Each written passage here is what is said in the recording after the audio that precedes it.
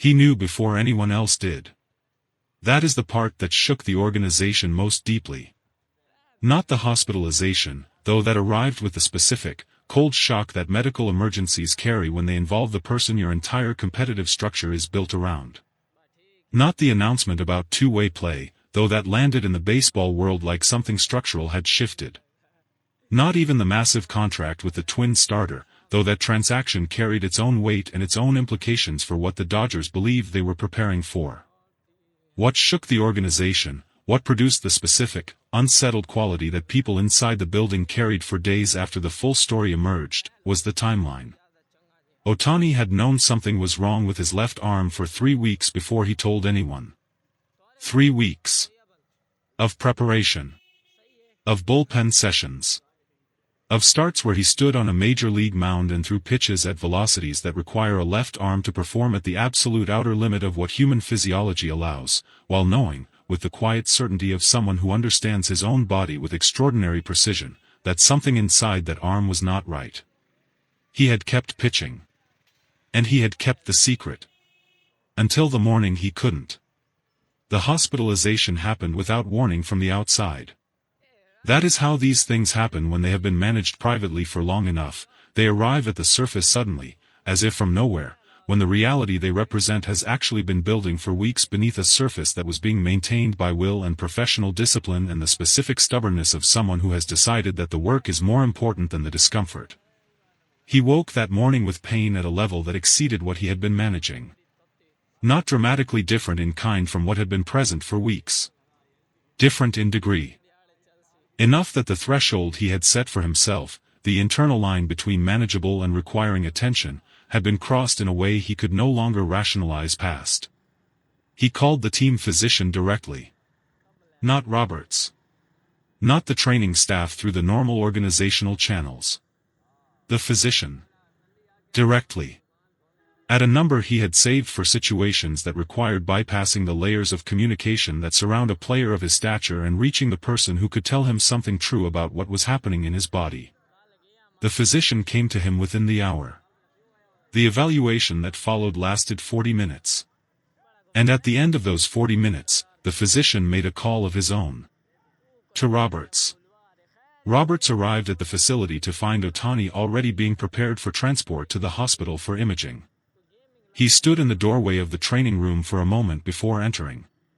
The people who were present describe his expression in that moment as the expression of a manager processing several things simultaneously, concern for the person, concern for the team, and underneath both of those, the specific quality of someone who is realizing that a situation he thought he understood has turned out to be something he didn't fully understand at all. He went in. He sat down next to Ohtani. He said, "How long?" Ohtani looked at him. Roberts said, "How long have you known something was wrong?" The silence that followed lasted long enough that its length became its own answer. Roberts absorbed that length. Filed it. Moved past it to the practical reality of what needed to happen next. He said, "We'll talk about that later. Right now tell me how bad it feels." Ohtani told him. Roberts nodded slowly. Then said, "You should have told me." Ohtani said, "I know." 2 words. Without defense. Without the elaboration that the situation might have invited from someone less willing to sit in accountability. Just the acknowledgement. Clean and direct and complete. Roberts said, "We'll figure out the rest. You focus on the imaging." The imaging results came back that afternoon. They were not catastrophic. That distinction matters enormously, and the Dodgers communicated it carefully in their public statement, making clear that the injury, while significant enough to require immediate attention and a meaningful adjustment to how Ohtani was being used, did not represent the kind of structural damage that had derailed his career once before. Inflammation.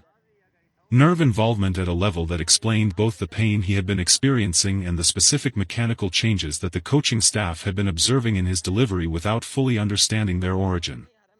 Manageable. With rest. With the right treatment protocol. With the adjustment that Roberts announced publicly the following morning. Two-way play suspended. Indefinitely. until the medical staff determined that the arm had recovered sufficiently to handle the demands of pitching at major league intensity alongside the offensive workload that Ohtani's presence in the lineup requires. The six-man rotation announcement came simultaneously. A restructuring of how the Dodgers would manage their pitching going forward, a response to the reality of Ohtani's absence from the mound that required the organization to redistribute innings across a staff that had been constructed with his contribution as a foundational assumption. The Twins starter's name was James Kellner. The contract was the number that everyone reached for first. The financial commitment that the Dodgers made to acquire him told the baseball world something specific about how seriously they were taking the gap Ohtani's pitching absence would create. This was not a depth move. This was not a plug-and-play solution designed to cover innings while something else was figured out. This was a statement that the Dodgers believed Kellner was good enough to anchor a rotation that had just lost its most important arm. He had spent 4 seasons in Minnesota developing into something that the Dodgers' analytical team had been tracking with increasing seriousness, a pitcher whose surface numbers understated his actual effectiveness because the context in which he had been pitching obscured qualities that their proprietary evaluation systems could identify and quantify. His fastball played up in high-leverage situations in ways that the standard metrics didn't capture. His breaking ball had a shape that the Dodgers' hitting staff, the people responsible for preparing their own hitters against future opponents, had flagged as among the most difficult to square up in the American League. Roberts introduced him briefly, said the right things, and then moved the conversation, with the efficiency of a manager who has too much to manage to spend extra time on any single item, to the question everyone was actually waiting for. The secret Ohtani had kept. A reporter asked it directly. Said, multiple people inside the organization have confirmed that Ohtani was aware of the arm issue for a significant period before the hospitalization. Can you address that? And can you tell us what his reasoning was for not disclosing it earlier? Roberts was quiet for a moment. Then said, I can tell you what he told me. He told me that he believed he could manage it.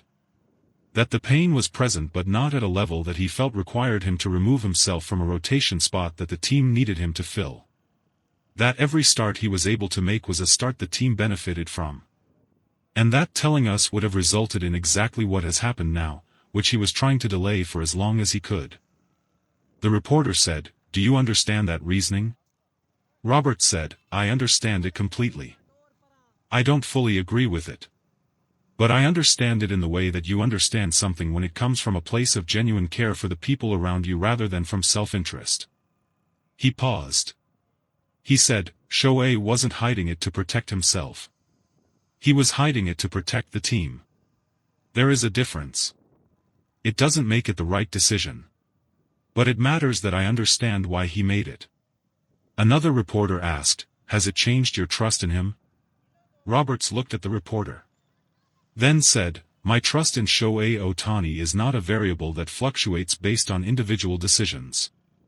What he did came from the same place everything he does comes from, complete commitment to this team. The form of that commitment was wrong in this instance. The source of it was exactly what I have always known it to be. Ohtani addressed the media from the hospital. Not in person. Through a written statement that his representatives released in both English and Japanese simultaneously, a brief, unadorned document that contained none of the carefully managed organizational language that surrounds most player statements in sensitive situations. He wrote, I am sorry for not being transparent sooner. I believed I was making the right decision for the team. I understand now that transparency would have been the right decision for everyone. I will be back. I am already working toward being back. I ask for patience from our fans and trust from my teammates. I will not waste either one. The statement was 4 sentences. Each one earned.